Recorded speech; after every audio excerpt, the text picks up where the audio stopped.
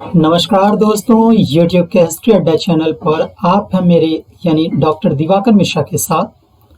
दोस्तों, आप अध्ययन कर रहे थे सारस्वत सिंधु सभ्यता का, जिसके पहले भाग में आपने पिछले वीडियो में जाना था इस सभ्यता की खोज, इसके नामकरण तथा क्षेत्र विस्तार के विषय में। आज इस वीडियो में हम बात करेंगे सारस्वत सिंधु सभ्यता के दूसरे भाग में इस सभ्यता के उद्भव संबंधित सिद्धांतों के विषय में और जानेंगे कि समस्त सिद्धांतों में वर्तमान समय में किस सिद्धांत को प्रामाणिकता मिली हुई है और वो कौन कौन से तथ्य हैं जो परीक्षा की दृष्टि से महत्वपूर्ण होंगे। तो चलिए करें आज के इस वीडियो की शुरुआत। और यदि आपने पिछला वीडियो नहीं देखा तो प्लेलिस्ट में जाकर आई बटन पर क्लिक करके देख सकते हैं। दोस्तों, सारस्वत सिंधु सभ्यता, जिसकी जानकारी सर्वप्रथम हड़प्पा के एक टीले से हुई। हड़प्पा का सर्वप्रथम उल्लेख चार्ल्स मैसन ने ही किया था, जिन्होंने पहली बार इस टीले की यात्रा 1826 में की। कालांतर में अलेक्जेंडर कनिंघम भी वहां पहुंचे, लेकिन इस सभ्यता को प्रकाश में लाने का श्रेय दयाराम साहनी को मिला, जिन्होंने 1921 में जॉन मार्शल के निर्देशन में इस टीले का सर्वेक्षण कार्य किया और कालांतर में उत्खनन। इस सभ्यता के प्रकाश में आ जाने के बाद एक प्रश्न जटिल हो गया कि इस सभ्यता का उद्भव कैसे हुआ। कुछ विद्वान इस पर विदेशी प्रभाव मानते तो कुछ विद्वान इसके विपक्ष में स्थानीय उत्पत्ति के प्रमाण खोजते। इस प्रकार हड़प्पा सभ्यता के उद्भव संबंधी विचारों को दो भागों में विभाजित किया जा सकता है। पहला विदेशी उद्भव का सिद्धांत, जबकि इसके विपक्ष में आया स्थानीय उद्भव का सिद्धांत। विदेशी उद्भव के सिद्धांत के समर्थक John Marshall, Mortimer Wheeler, Gordon Childe, Leonard Woolley, DH Gordon, HD Sankalia तथा डीडी कोसाम्बी थे। मॉर्टिमर व्हीलर मानते थे कि हड़प्पा सभ्यता सुमेरिया सभ्यता का एक उपनिवेश था।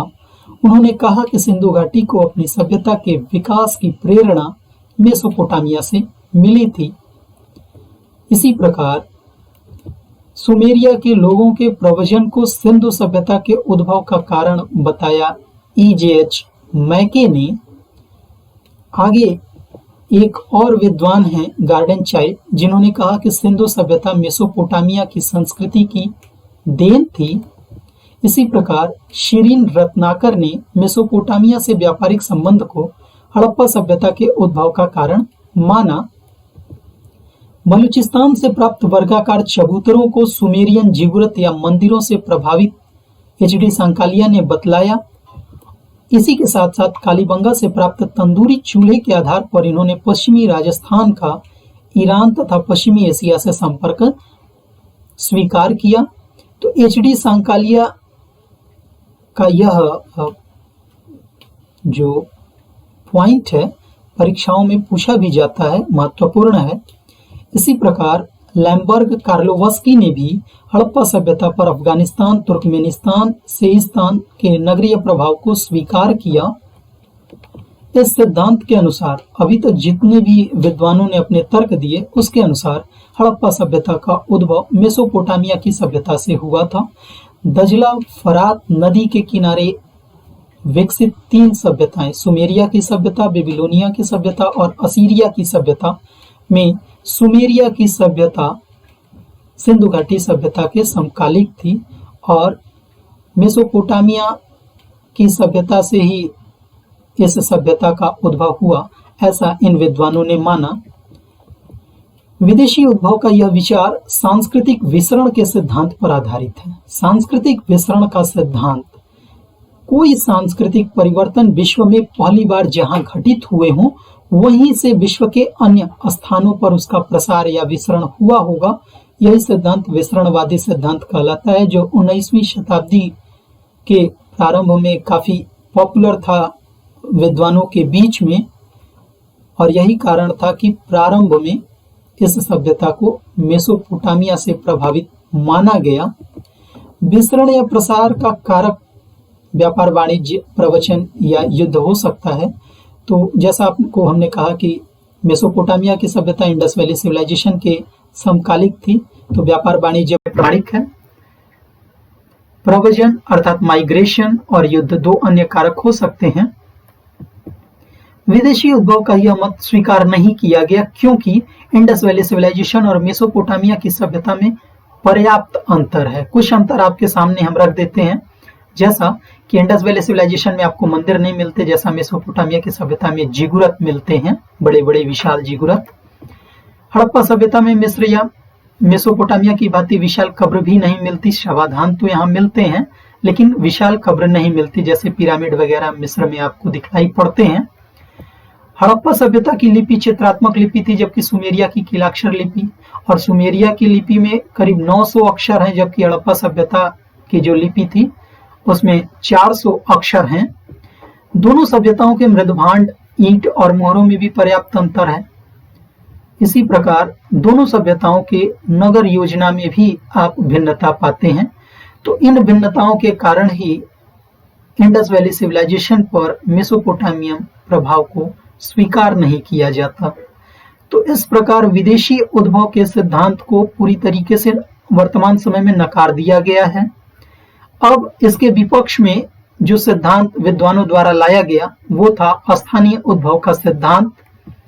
स्थानीय उद्भव के सिद्धांत को भी कई भागों में बांटा गया। कई विद्वान आर्यों से इसके उद्भव को जोड़ करके देखते हैं, कुछ विद्वान द्रविड़ उत्पत्ति का सिद्धांत देते हैं, और कुछ विद्वान ऐसे हैं जो क्रमिक विकास के सिद्धांत में अभिरुचि दिखलाते हैं और बालूची तथा सोथी संस्कृति से हड़प्पा सभ्यता का उद्भव बतलाते हैं। तो एक एक करके हम स्थानीय उद्भव के सिद्धांत के अंतर्गत सभी की बात करेंगे।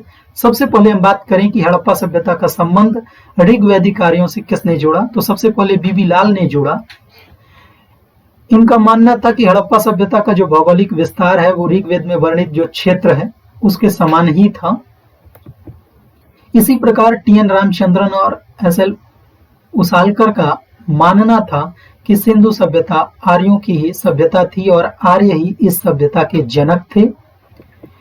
आर्य लोग हड़प्पा के प्रारंभ के प्रेरणा स्रोत हो सकते हैं, यह कथन था आर.एस.